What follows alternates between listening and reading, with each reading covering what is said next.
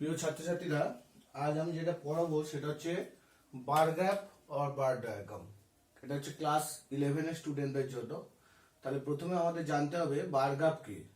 না, ভৌগোলিক রাশিতত্ত্বকে যখন নির্দিষ্ট স্কেলে পরিমাপের অনুপাত অনুযায়ী এক একটি স্তম্ভের সাহায্যে উপস্থাপন করা হয় তাকে বার ডায়াগ্রাম বলে। অর্থাৎ এখানে ধরা যাক কোনো একটা মানে কোনো দেশের জনসংখ্যার গতি প্রকৃতি বিভিন্ন সাল ওয়াইজ, তখন আমরা কি করতে পারি? ধরা যাক ভারতে 1951 সালে জনসংখ্যা কত ছিল, 1961 সালে কত ছিল, এইভাবে আমরা কতগুলো স্তম্ভের সাহায্যে তুলে ধরতে পারি। অর্থাৎ জনসংখ্যাটা সমগ্রটাকে আমরা সংখ্যাতে বারের সাহায্যে উপস্থাপন করতে পারি। বারটা কি না, বারটা একটা আয়তক্ষেত্র রূপ, একটা আয়তক্ষেত্রের মতো দেখতে, ঠিক আছে? একটা নির্দিষ্ট স্কেলে এটাকে উপস্থাপন করতে হয়। এখন বার ডায়াগ্রাম কয় প্রকার?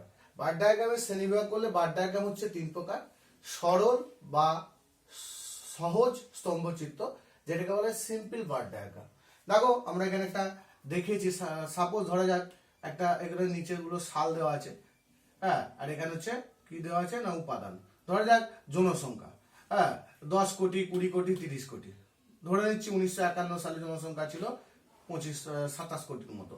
1961 সালে জনসংখ্যা কম, বা 1951 সালে এটা হচ্ছে আরো একটু বেশি হবে, 1971 সালে আরো একটু কম। এটা কোন দেশের জনসংখ্যা? যে কোনো উন্নত দেশের জনসংখ্যা, এটা আমরা দেখেছি। অর্থাৎ এটা বারের সাহায্যে জাস্ট তুলে দিয়েছি। তারপর হচ্ছে কি না যৌগিক স্তম্ভচিত্র, compound bar diagram. Compound bar diagram কি না, যখন সমগ্রকে উপাংশে বিভক্ত করে বার করব, সেটা হচ্ছে যৌগিক বার স্তম্ভচিত্র। ধরা যাক ডোমজুর একটা শহর, সেই ডোমজুর শহরে ডোমজুর একটা অঞ্চল। তো ডোমজুর অঞ্চলে কিছু আছে গ্রামীণ জনবসতি আর কিছু আছে ডোমজুর শহরের জনবসতি। তাহলে টোটাল জনবসতিটাকে বা জনসংখ্যাটাকে যদি আমরা সমগ্র করে একটা বার তুলি এবং তার মধ্যে গ্রামীণ জনসংখ্যা এবং শহরের জনসংখ্যাটাকে আলাদা করে দেখাই এইভাবে, তখন সেই রকম বার ডায়াগ্রামকে আমরা যৌগিক স্তম্ভচিত্র বলবো। অর্থাৎ এক কথায় বলতে গেলে যখন সমগ্রকের মধ্যে আবার বিভক্ত করে, অর্থাৎ সমগ্র জনসংখ্যার মধ্যে মেল ফিমেল কত, বা সমগ্র জনসংখ্যার মধ্যে আরবান পপুলেশন বা রুরাল পপুলেশন কত, সেটাকে আলাদা করে বিভাজন করে দেখাবো, সেটাই হচ্ছে যৌগিক স্তম্ভচিত্র। মিশ্র বা বহু স্তম্ভচিত্র, সেটাকে কম্পোজিট বার ডায়াগ্রাম বলা হয়। ধরা যাক কোন একটি অঞ্চলের শিক্ষার হার, ধরা যাক ডোমজুড়ে উত্তর ঝাপদা অঞ্চলের শিক্ষার হার, সেখানে মেল কত পার্সেন্ট শিক্ষিত, ফিমেল কত পার্সেন্ট শিক্ষিত।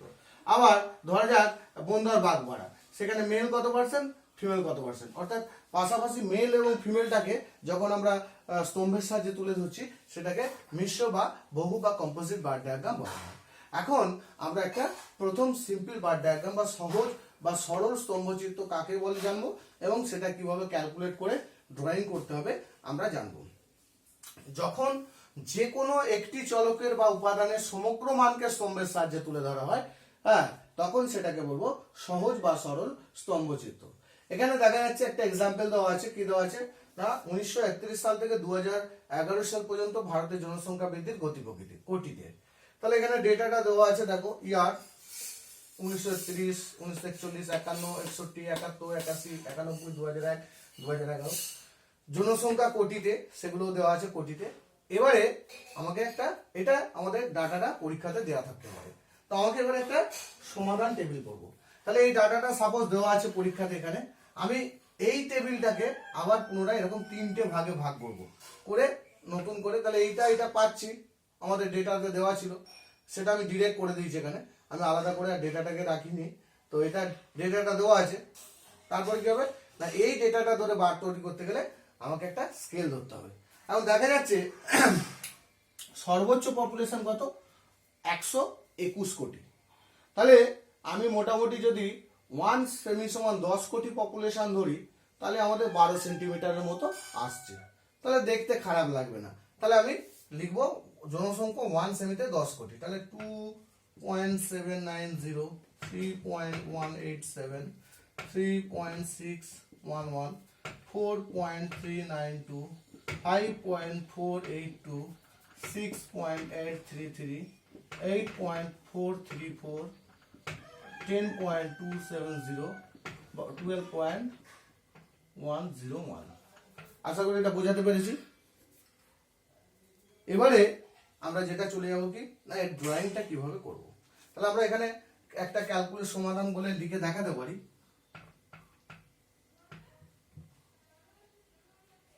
জনসংখ্যা বৃদ্ধি প্রকৃতি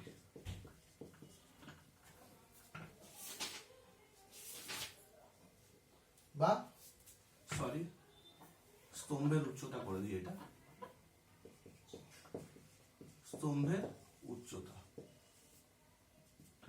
জনসংখ্যা গুণিতক একক বাই স্কেল। তাহলে আমাদের একটা জনসংখ্যা আমি পেয়েছি এখানে 27.90, গুণিতক একক কি সেমি, স্কেল কত ধরেছি 10 কোটি, তাহলে 2.790 এটা আমরা পেয়ে যাবো সেমি।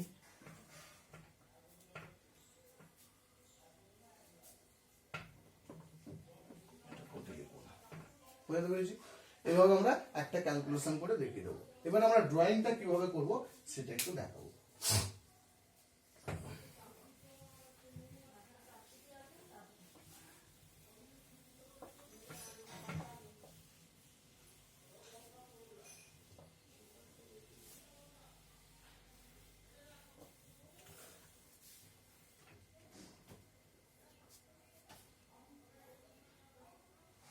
আচ্ছা, এখানে আমাদের কটা সাল আছে দেখবো, 1 2 3 4 5 6 7 8 9।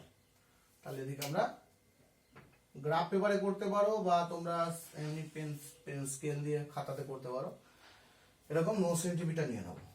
আমি এখানে করে দেয় 1 2 3 4 5 6 7 8 9 সেন্টিমিটার। এদিকে আমরা কি করব না, যেহেতু 12 সেন্টিমিটার আছে, এদিকে 12 সেন্টিমিটার নিয়ে নেব। সরি, তোমরা স্কেলে করে নেবে। 1 2 3 4 5 6 7 8 9 10 12 হয়েছে। তাহলে এখানে আমরা প্রথমে সালগুলো লিখে দেবো, মিডিল পজিশনে লিখতে পারি 1 সেমি করে নিয়ে তার মাঝখানগুলোতে আমরা কি লিখবো 1931, 1941, 1951, 1961, 1971, 1981, 1991, 2001, 2011 হয়ে গেল। এখানে আমরা লিখে দেবো, কি লিখবো না সাল বা ইয়ার।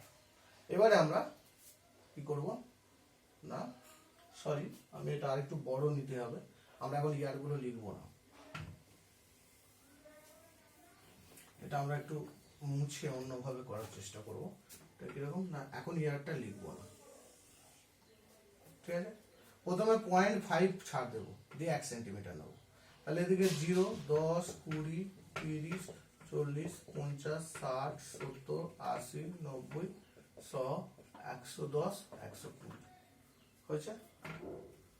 130 পর্যন্ত যেতে হবে, 130 হয়েছে।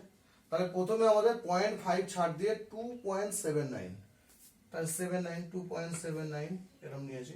নিয়ে এটাকে 1 সেন্টিমিটার নেবো। কত নেবো 1 সেন্টিমিটার নিয়ে এই উপর দিক থেকে এই তারপরটা কত নেবো 3, আবার 0.5 ছাড় দেবো, দিয়ে 3.18 অর্থাৎ 1 2 3 3.18 উঠবে। আবার 1 সেন্টিমিটার গ্যাপ দেবো, দিয়ে এই নেবো। এটা সমান হবে। হ্যাঁ, স্কেল দিয়ে করবে তোমরা, আমি হাতে করে করে দেখাচ্ছি। তারপর 3.611 অর্থাৎ 1 2 3 আবার 0.5 ছাড় দিয়ে 1 2 3 3.611 আবার 0.5 ছাড় দেবো, দিয়ে 4.3 1 2 3 4 4.3। তোমরা স্কেল বসিয়ে বসিয়ে জাস্ট করে নেবে 4.3। এটা স্কেল বসাবে 4 সেমি পর 0.3 নিয়ে নিলে, তারপরে 5.4 এরকম করে আবার 0.5 ছাড় দিয়ে 6. 1 2 3 4 5 6 6.8, আবার 0.5 ছাড় দেবো 8 পয়েন্ট, আবার 0.5 ছাড় দেবো 10 পয়েন্ট, আবার 0.5 ছাড় দিয়ে 12 সেমি হয়েছে। এটা আমরা করে দেখাবো, হয়ে গেল। এবারে আমরা সালগুলো লিখে দেবো।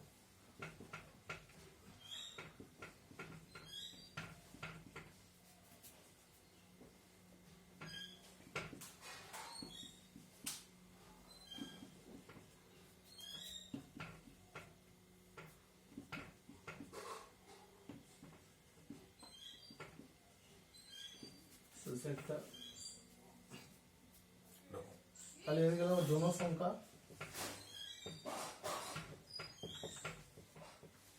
কোটি, আমি লিখে দেবো জনসংখ্যা কোটি, নিচে লিখে দেবো সাল, হয়েছে। ওপরে লিখবো সরল স্তম্ভ চিত্র, বা ইংরেজিতে লিখলে সিম্পল বা ডায়াগ্রাম। এখানে লিখবো, এটা একটু উঁচু করে লিখবে তোমরা, এরকম জায়গা আমার বোর্ডে ধরছে না বলে আমি লিখছি না। ভারতের জনসংখ্যা বৃদ্ধির গতি প্রকৃতি কত আছে না 1933 থেকে 2011 সাল পর্যন্ত, এটা লিখে দেবো। এগুলোকে আমরা কালার দিয়ে দেবো, এটা অন্য কালার দেখাচ্ছি, যে কোনো একটা কালার দিয়ে তোমরা করতে পারো। কালার দিয়ে দেবো, পুরো পুরো পুরো কালার দেবে, আমি এটা এখন কালার নেই, এরকম পেন দিয়ে করে দেখাচ্ছি। পুরো কালার দিয়ে দেবো, যে কোনো একটা কালার,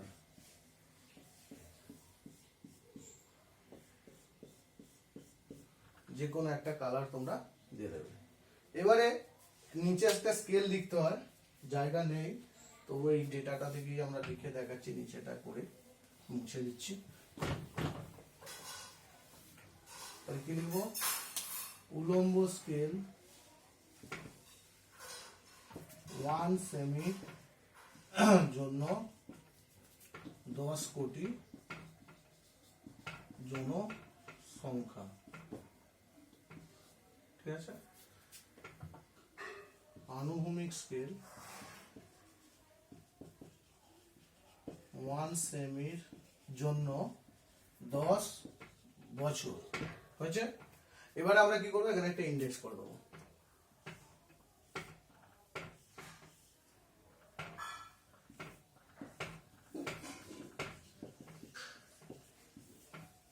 ইন্ডেক্স করে যেটা করেছি,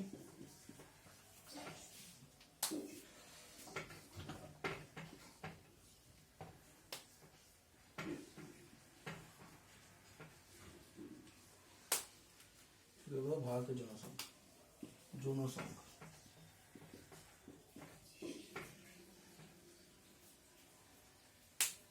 কমপ্লিট হয়ে গেল কাজ, বোঝা গেল। এবারে এটাকে আমি একটি তোমাদের দেখিয়ে দিচ্ছি, এই একটি ডাটা, দেখো ওই ডাটাটা কাজটা করেছি, করে আঁকাটা তোমরা এইভাবে আঁকবে, এইভাবে আঁকবে পরিষ্কার, এইভাবে আমি যেটা আঁকে দেখালাম সেটা এভাবে চিত্রের ব্যাখ্যাটা একটু নিচে লিখে দেবে। বোঝাতে পেরেছি?